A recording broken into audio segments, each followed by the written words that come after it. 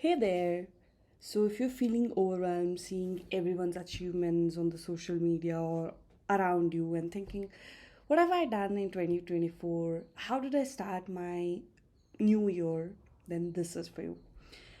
No, I get it.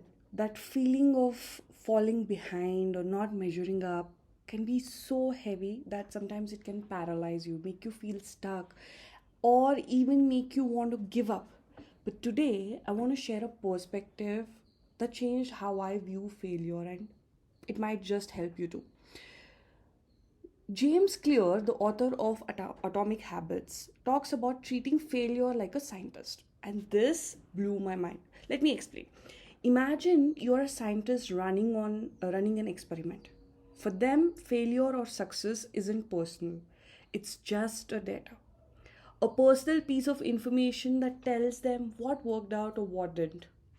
They don't stop after one failed experiment. They adjust, refine, and try again. Now let's apply this to our life.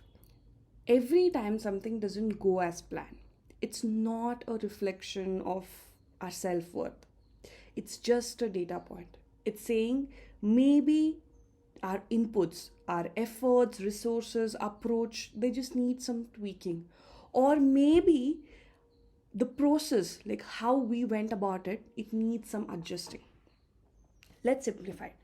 Inputs plus process equals the result, right? So if you failed at something, it just means one of these needs a little shift.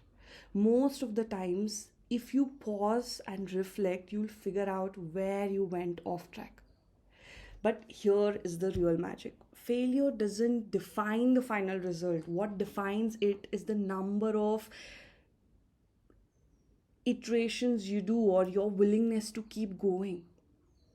Now, about social media, remember what you see there is a highlight reel. No one posts the countless times they fell, cried, or wanted to quit.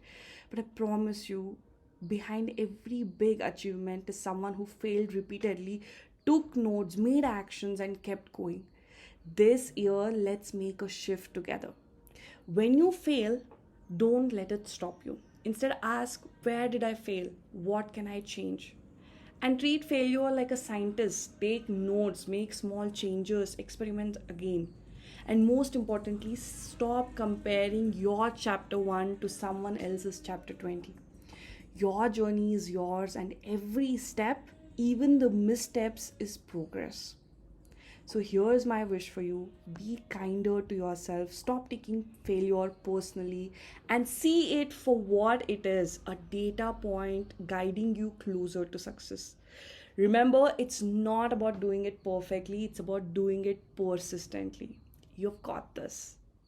Love and light. This is Ashwata signing off. Thank you.